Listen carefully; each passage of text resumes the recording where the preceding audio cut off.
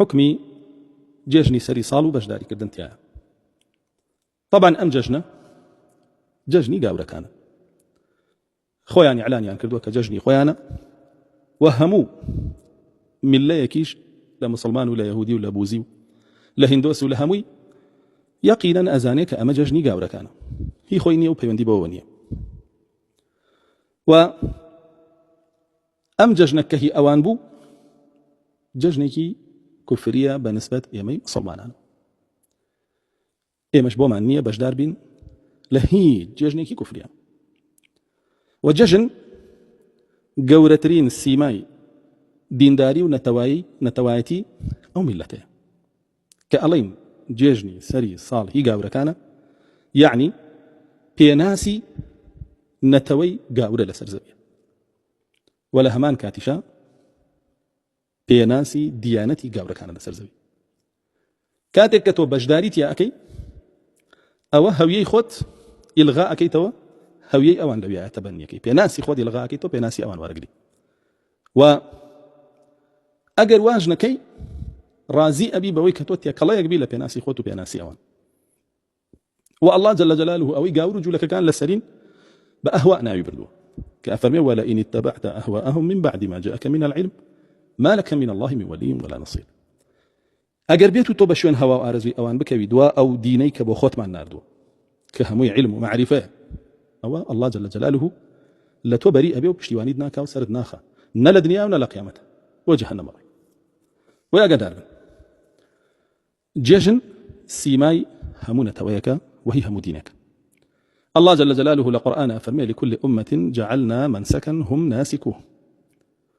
ابن عباس فرمي المنسك هو العيد، فرمي بو همو أمتك بو همو ملتك إيما ججنك من دياري كردوه كبيجار فلا ينازعنك في الأمر وادعو إلى ربك، أي رسول الله صلى الله عليه وسلم. إيوي مسلمان ججني خوتان تانهي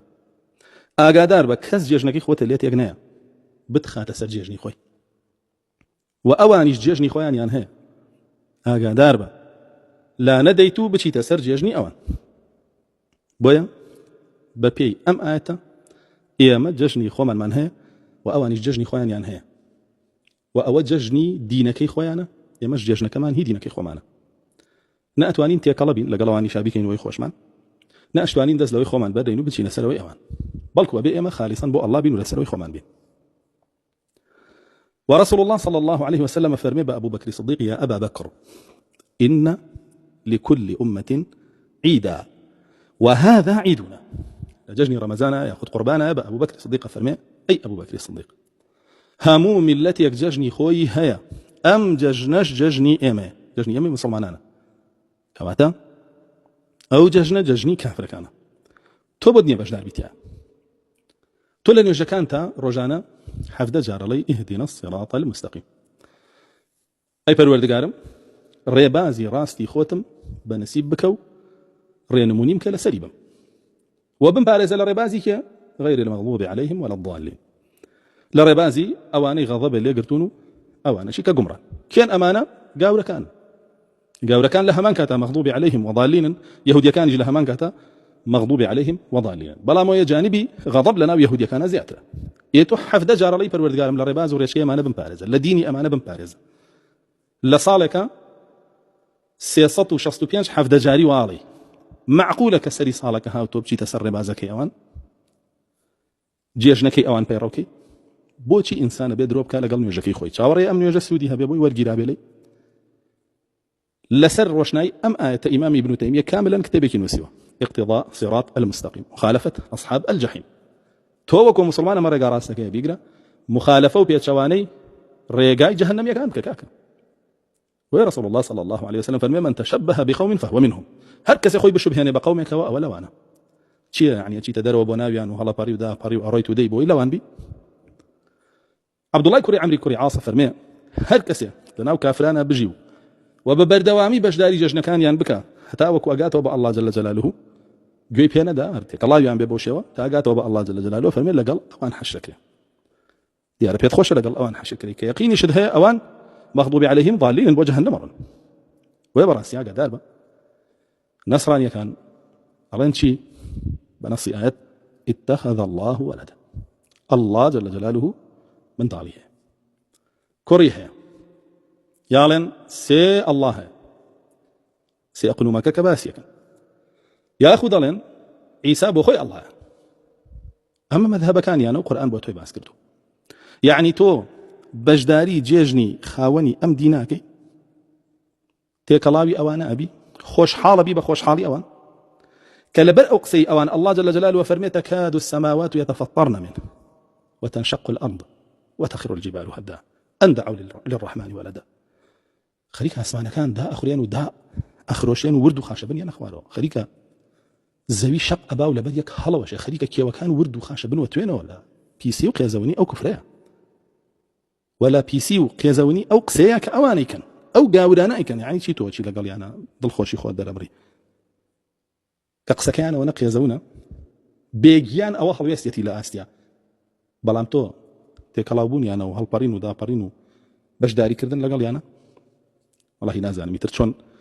تو خود بمسلمان زاني رسول الله صلى الله عليه وسلم فرموديش قدسي من بو جرته فرمي الله جل جلاله فرميتي بني آدم قسم في الله وبوشيني قسم في الله وبني آدم بدرو ما خاته وبويني بدرو ما خاته أما تكذيبه إياي فقوله لن يبعثني الله بني آدم من بدرو خاته وبوي عليه الله جل جلاله زنو مناكاته وأما شتمه إياي فقوله اتخذ الله ولدا جوان داني شان بين بريتيا لويك ألين الله كريها أو أنا جوان بأ الله أدن تو جيجني عن لقل جاري تو تيكلاوي عن أبي سبحان الله أهلي قل هو الله أحد بي الله الصمد لم يلد ولم يولد كشيدو أي بروي جيجن بقيري لقل أهلي اتخذ الله ولدا قل هو الله أحد لأنه شكان تا إخواني علي الله جل جلاله لم يلد ولم يولد نا من داري لبو نا لا كسيش بوا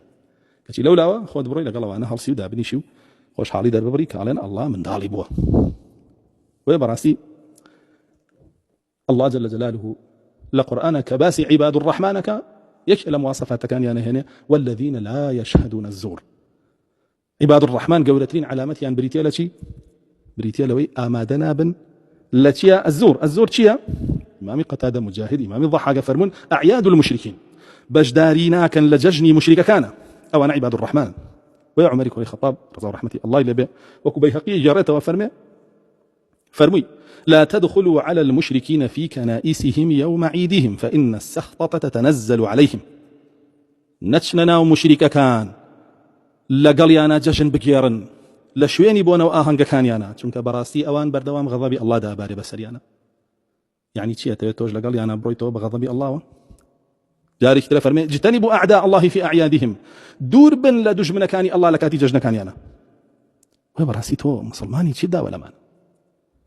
رسول الله صلى الله عليه وسلم ديت مدينة أبيني مسلمانان أهنگ جيرن ألا ما أهنگ شيء جيرن ألان أمر جو روجي كتر من هبوا لجاهليته كأمان روجي مهرجان أو يدرب يوتلان نوروز إما أهنگ ما أنتي أجرا ما أنكر بجشن استش أو روجه هاتو توبيش من أو أهنگ تي أجرن رسول الله صلى الله عليه وسلم فرمى دعوهما ليه أنقرن فإن الله أبدلهما بخير منهما الله جل جلاله أودو ججني بوغوريون بدو ججني باشتر لوان يوم الأضحى يوم الأضحى ويوم العيد وججني قربان وججني رمضان كما تتو ججني خوده ججني أوان نابي بجاري كغوراوة بباشتر لخوي غوراوة وكو يهودك تستبدلون الذي هو أدنى بالذي هو خير يعني أوي كباشا أي غورنو زايا كان خراب هذا سهنا الله جل جلاله نافرمي ولا تتبدلوا الخبيث بالطيب نكهن شتي باك وجوان وراست وحق زايب كانوا بيغورنو لبران براشتي خبيث بدس بهنن واكي بروق يزوني روي بروق كفر شركو نجاسة روي براسيوا أو قريبي أجايا الذين كيخوت كأمانة هم يدقي قرآن وحديث قصي خليفة كان راشدين وصحابة كان رسول الله نبوت صلى الله عليه وسلم يترقصي كتاب كلمة خماني تيانية رسول الله صلى الله عليه وسلم لفرمودي اشتراء فرمي سيكس كيزاون ترين كسن للا الله جل جلاله يا كم يا نزاني كيا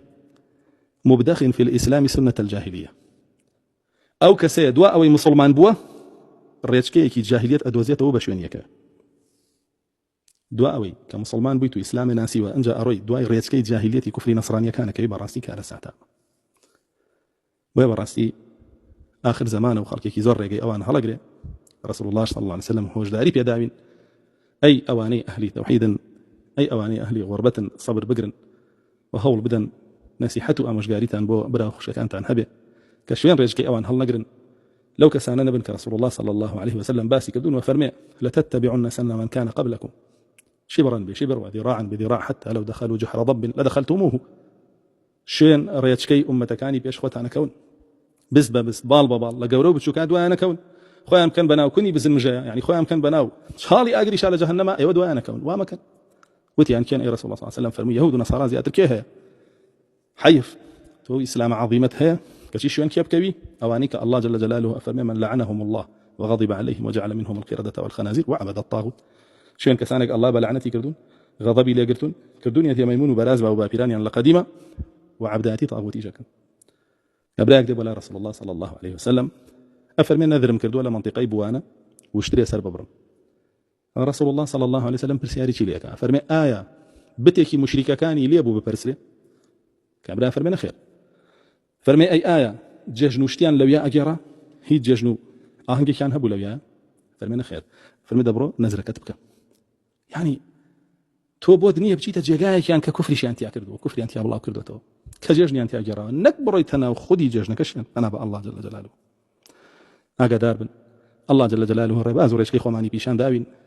ليلى مدن بو رباز ورشكي قمراو كافر كان شو اوان رباز ورشكي هوا ارزي خويانا ثم جعلناك على شريعه من الامر فاتبعها ولا تتبع اهواء الذين لا يعلمون او الشريعه حق بوتوني الرا وشيني بكور سري برو شين هوا ارزي او انا مكه وكبي اغان لدينو ك قمراو سل شباب أما برشارونية كالقرآن والسنة بو هركسيك كحقي بيدا وكارم الله بكاتا معي خير بو هركسيك بلاوي كاتو بيروي كاو وهركسيكيش كايجي يعني با هركسيكي تر